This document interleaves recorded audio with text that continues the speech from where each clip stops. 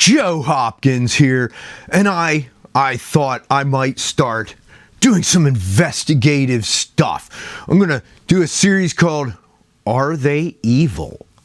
And I figured might as well start out with a company that is generally considered to be very evil, but are they?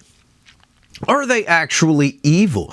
That company is Monsanto. Now,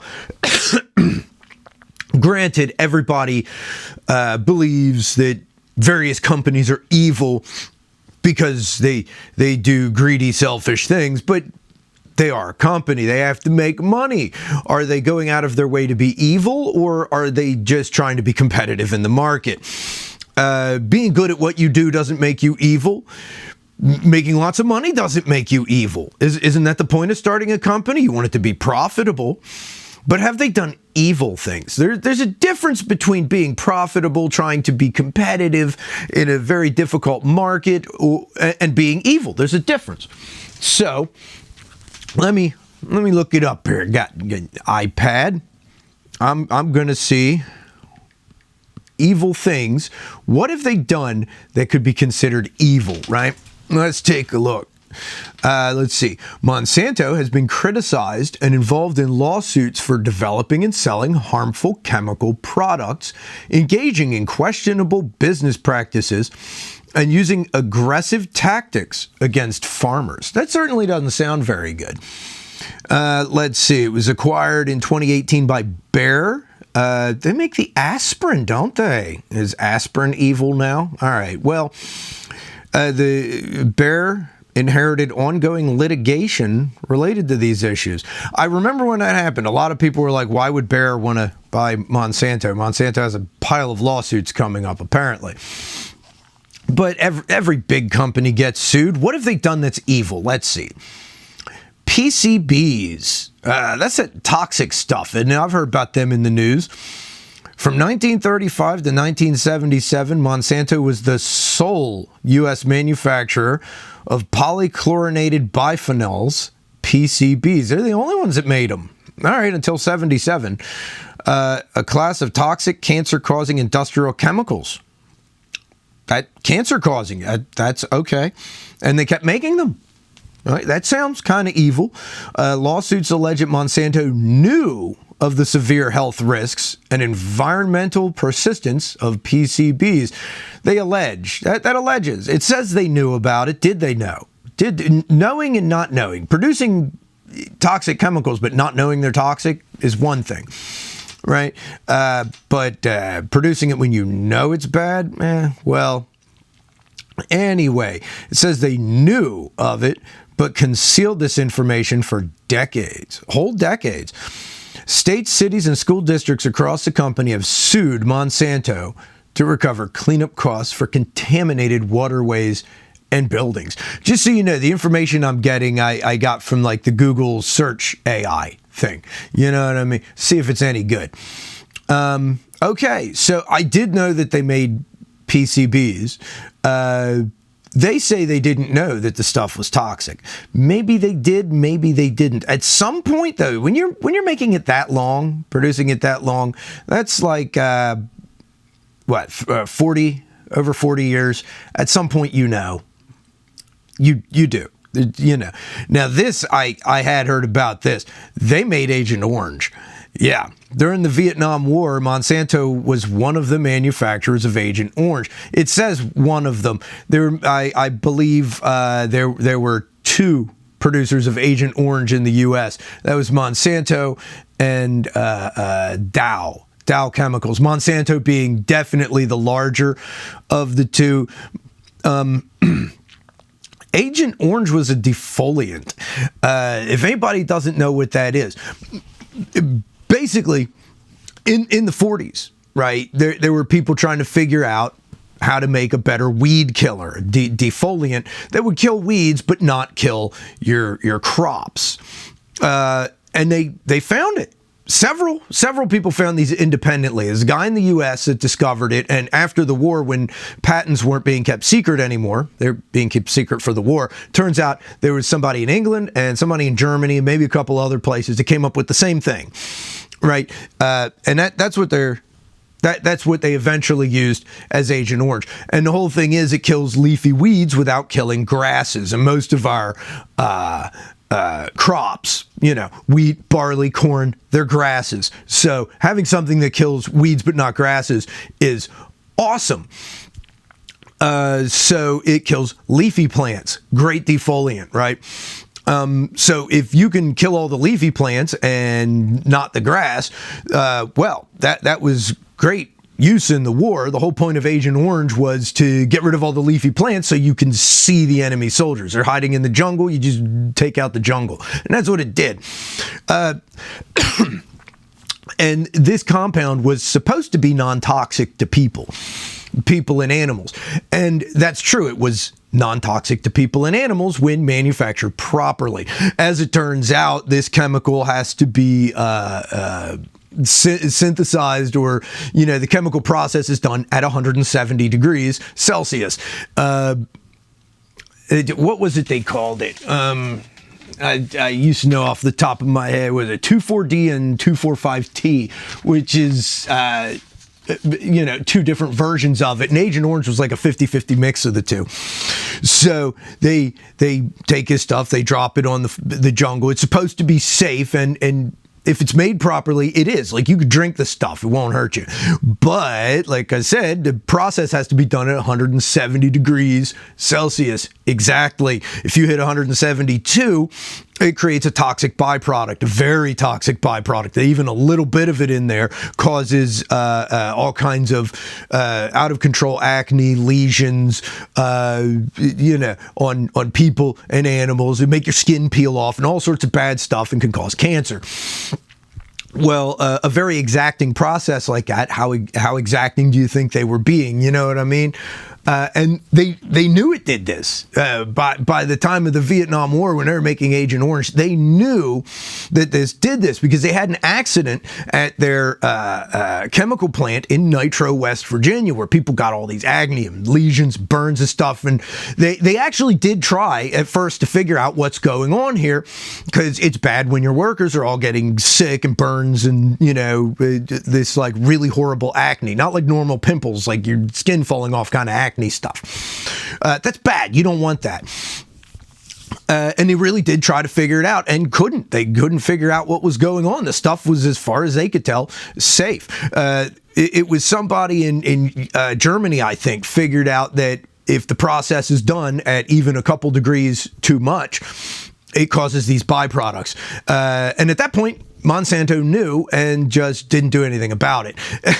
That's the evil part. It's not so evil when you don't shut down the factory, right? You shut down production of this stuff, you go out of business. I get that. You can't figure out what's wrong. You don't stop making it because you don't want to go out of business, right? But once you know what it is and you're not taking the precautions to process it properly, now that's evil. And it's evil when you dump it on entire swaths of a foreign country, knowing that it will cause lesions and burns and skin peeling and cancer on pretty much the whole population. That's pretty evil stuff. You know what I mean? DDT. Apparently, they also Monsanto's was the producer of DDT. You remember that book Silent Spring? That was who did that? Was that Ralph Nader, or was that someone else? I don't know. But yeah, DDT was an insecticide that. It was banned. And what does it say about this? It was banned due to its devastating environmental effects on wildlife, famously detailed in Rachel Carson's book, Silent Spring. Rachel Carson. Okay. No, Ralph Nader was the one that wrote Unsafe at Any Speed. Okay. Well, anyway. The book Silent Spring led to them getting rid of DDT. And it was definitely known what it did, how really horrible it was for wildlife, for the environment, for people. They knew this way before. That's why the book was written. That's pretty evil. It's doing terrible things, and you keep producing it. And it's not like there aren't other insecticides. There are. But this is the one they had on the market. This is the one they were selling. Let's see, controversial agricultural products, Roundup. Yeah, you remember Roundup? They still sell it. Glyphosate. Roundup, it isn't glyphosate anymore. It's interesting. The weeds started becoming so resistant to glyphosate that they started, new Roundup is actually what they started out with, the 2,4-D, 2,4,5-T. 2,4-D, I think, is what they're using for that now. But they go in full circle and they're using their original defoliant now because, well, a lot of weeds have become Roundup resistant. You use it enough and things get used to it. You know what I mean? The nice thing about glyphosate and what really made it so popular initially was that it affects the way plants live. It gets in the way of their life cycle, so it kills all the plants, but it only affects plants. It doesn't affect people or animals or that kind of stuff. Like their original product is like, this is great. This is non-toxic to anything that isn't a plant, right? The downside is initially here you have something that just kills all the plants. So farmers can use it before they plant because it biodegrades in the soil pretty quickly too. You just spray your whole field with it. You don't have to till everything over. It just kills everything and you plant fresh. And you do it at the end after you harvest. Just takes out the whole field. Now you have a bare field that you can plant. Normally you have to till everything over. That's a lot of work. Right? Great idea, but how do you make it so you can use it? How do you say? So you can use it to just kill the weeds. And they came up with this great idea, right? We can genetically modify. They learned how to genetically modify things like corn and soybeans and like large crops, cash crops, to be resistant to it so that you can spray it on the field and it won't kill your crop, but it'll kill all the weeds. The problem with this is if your neighbor doesn't buy the resistant seeds, which are patented by Monsanto, they own them, it could kill the whole next field over. The wind blows it over. It kills all kinds of stuff, and then they lose their corn and soybeans. So it means that everybody's buying your seeds because even if they don't want your seeds, they don't want their whole crop to die because their neighbor is using Roundup. It's kind of a messed up situation here. And if you've ever seen the contract they made farmers sign, I mean, God, it's like they're signing their souls away. And not even just signing it, you're like agreeing to their terms and conditions just by opening a bag of seeds. So Monsanto managed to monopolize the seed market. I know they've been accused too of sneaking their seeds into countries that don't have genetically modified crops. So that to kind of mess up the market over there, now you have to use Monsanto seeds over there because you're no longer certified non-GMO. That's kind of messed up because in a lot of countries, you have, especially in like underdeveloped countries, you have farmers that can't afford the land and equipment to compete on a large scale. But if your country doesn't have GMO seeds, then you can be certified non-GMO and it makes your crop worth a lot more, right? You're farming in a sustainable way. You're farming non-GMO crops. It's a way to actually get by, make a living as a farmer in a nation where you don't have a lot of resources. And like sneaking GMO seeds in there, just to mess everything up. Now it tests positive for GMO because stuff pollinates too by the wind. Wind blows the pollination from one crop, from one field to another. One GMO field can contaminate all the fields around it. And you're taking away people's livings doing that just so you can monopolize the seed market. That's messed up. But all that started with glyphosate.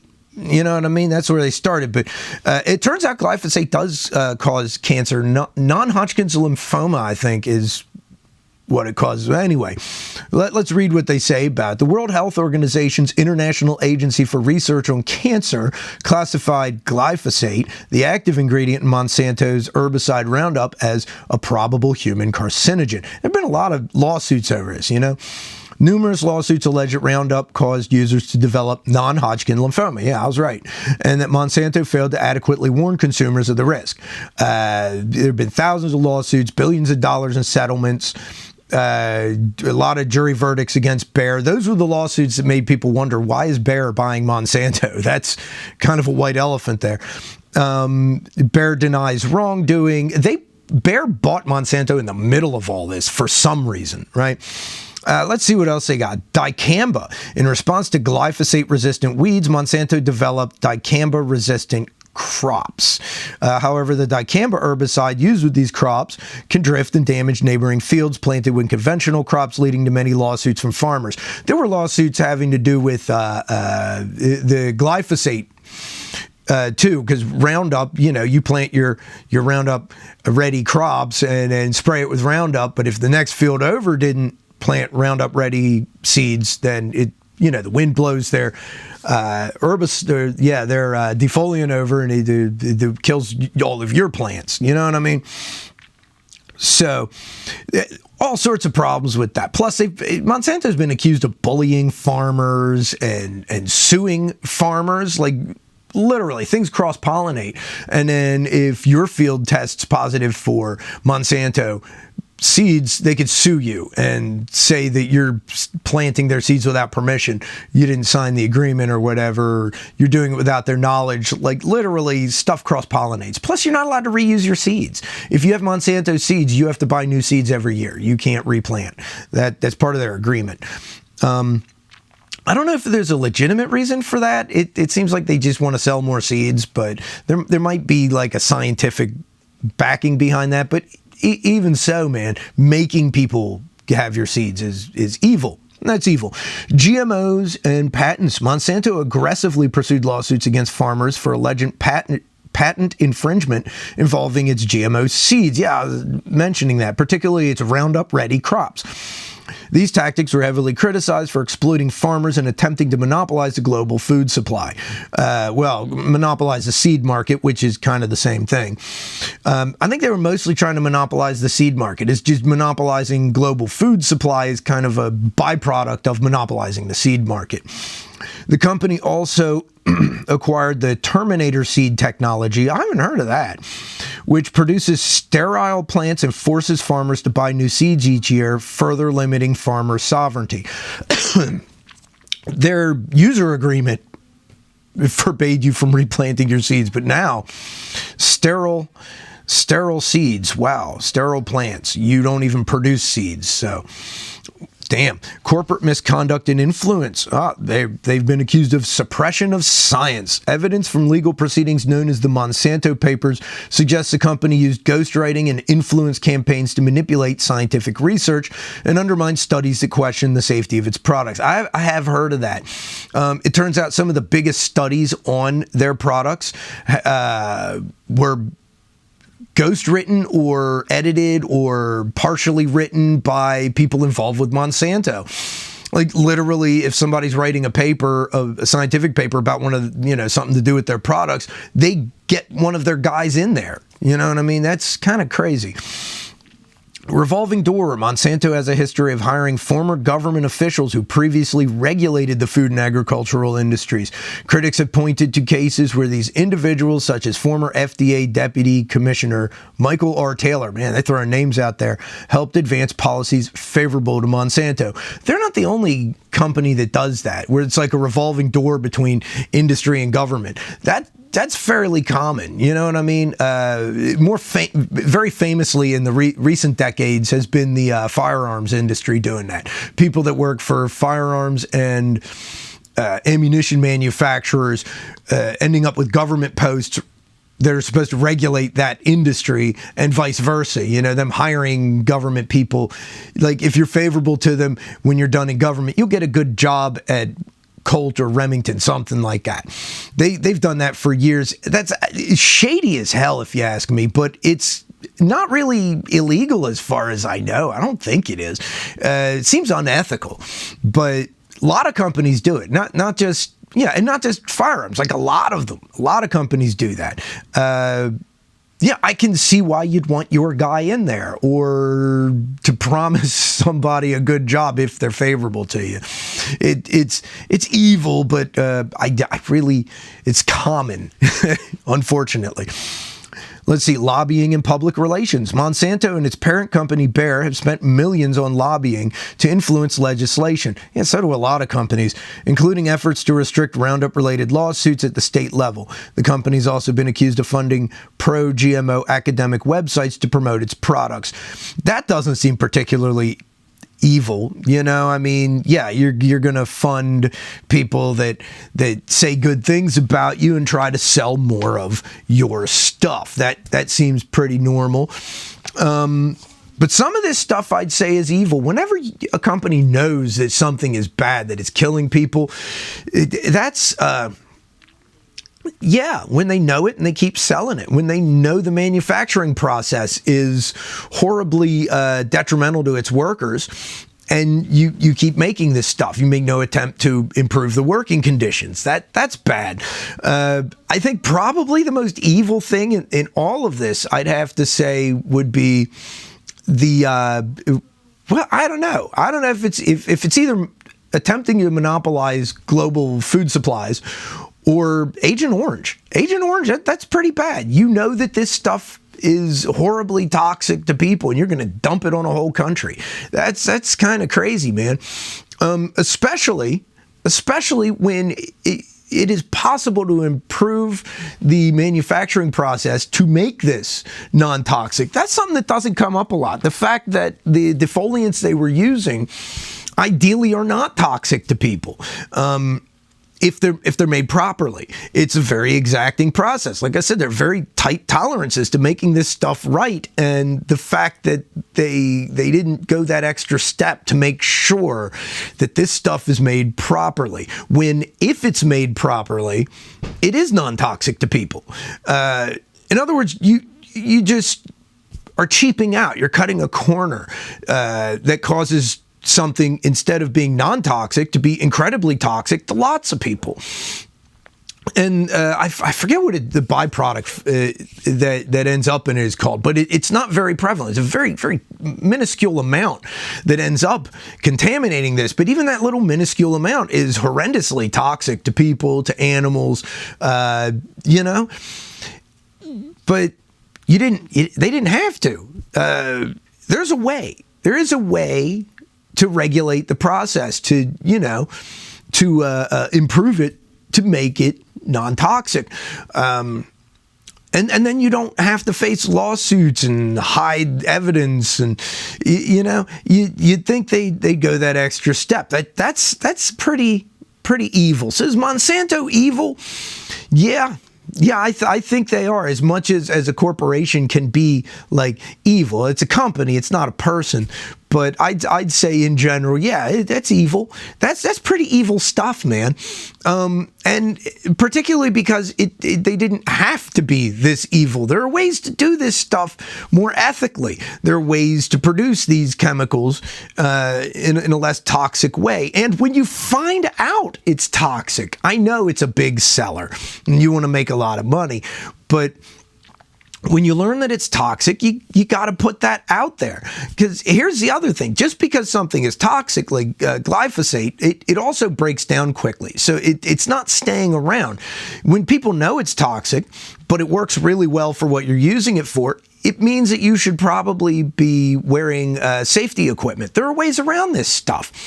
If I'm a farmer, and the best way to run my farm is by using their seeds and using their product, but I know it's toxic, I know to wear a hazmat suit or a respirator or something along those lines. It's just because it's toxic doesn't mean I'm not going to use it. We use toxic stuff all the time. I used to have to work with asbestos. Back when I was an auto mechanic, they still used asbestos in brake pads, but we know it's toxic. So, you wear a respirator, you make sure you wear gloves, you wear long sleeves, you wash yourself really well after you do a brake job. You know it, and you can reduce the risks. You can mitigate that. But that's evil, not telling people, it's toxic, but it works, and you don't tell farmers so that they can take the proper precautions. They're probably still going to use this stuff. It works really well. But there's a way to use it without poisoning yourself. That's evil. That's my opinion. These are my thoughts on it. So there we go. That my thoughts on if Monsanto is evil. I come to the conclusion that, yeah, man, I'd say about like 9 out of 10 evil. Yeah, I'm reserving the top spot for like truly, they're going to the 7th level of hell kind of evil stuff. So we'll say 9 out of 10. I think early on they started at about an 8, but at some point they hit a 9. That's my thoughts on that. So hey, let me know if you like this video. If you did, maybe I'll look into whether or not other people are evil. It would be an interesting little journey to do that. You know what I mean? And here at the end, there's some playlists pop up. And I know this video isn't music related, but check out my new album anyway. It's called Talking Dogs. There's a playlist that comes up, and there's links in the description below. And I love you guys. I'll see you in the next video. Peace out, baby. Bye-bye.